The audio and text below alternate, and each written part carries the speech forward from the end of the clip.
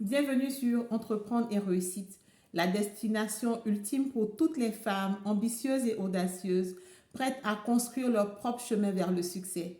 Je suis Elmine Kouyaté, entrepreneur passionnée. Et sur cette chaîne, je partage avec vous mes propres défis d'entrepreneuriat, des conseils pratiques, mais aussi des histoires inspirantes d'autres femmes et une communauté florissante de bâtisseuses du monde entier. C'est l'endroit où vous devez être.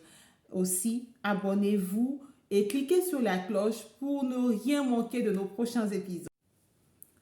Aujourd'hui, je vais partager avec vous une partie de mon parcours entrepreneurial marqué par une expérience unique en Bretagne.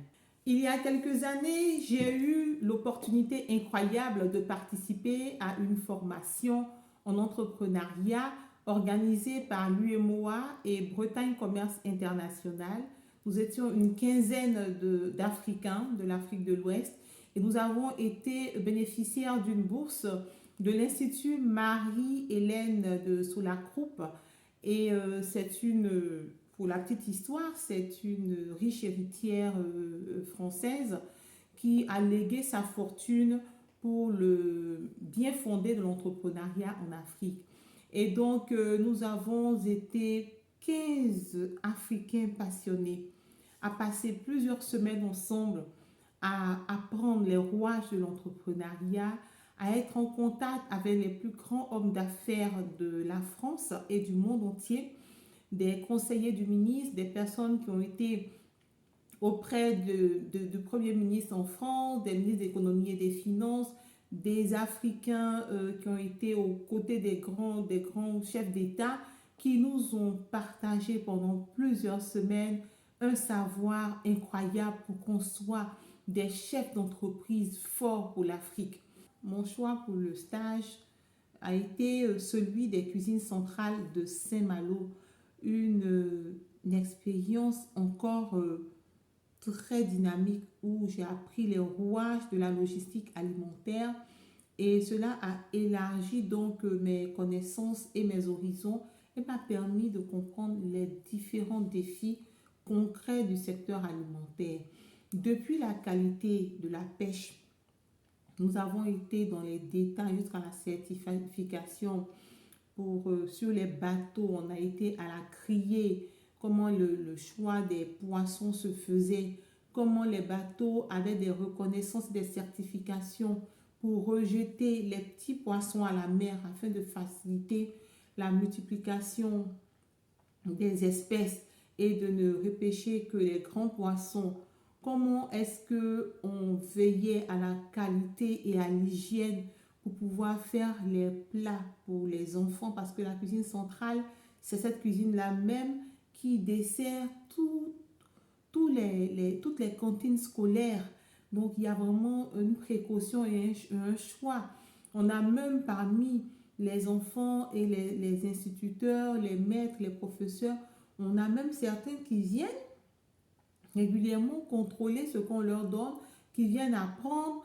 Et quand tu vois le degré de qualité jusqu'au choix des épices qu'on utilise, tu vois la rigueur dans la façon de mener cette activité.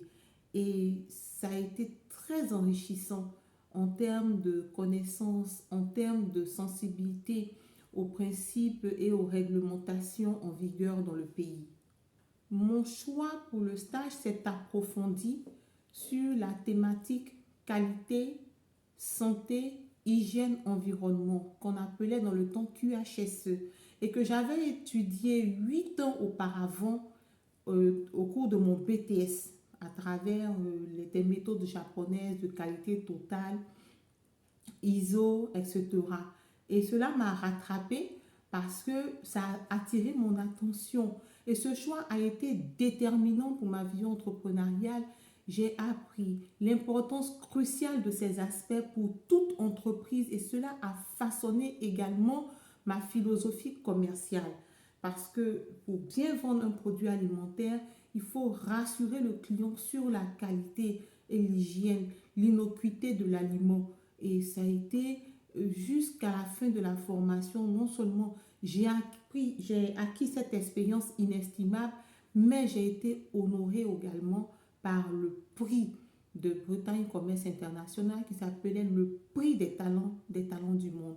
Donc ça faisait partie d'un des prix que j'ai eu, l'un des premiers prix importants. J'en avais eu environ aussi une huitaine d'années avant, mais ce prix-là, il me faisait rentrer dans le monde entrepreneurial. À la suite de ce stage, étant vraiment engagée dans la thématique environnementale, j'ai intégré les coopératives Bonduel. Bonduel, c'est une coopérative. Je ne fais pas de publicité, mais j'ai intégré les coopératives Bonduel, paysans bretons. Et nous, ici, dans mon pays, en Côte d'Ivoire, nous avons ce genre de produits dans les rayons du supermarché. Ce sont des produits de premier choix, mais nous avons été au contact des agriculteurs de la région qui font ces produits-là.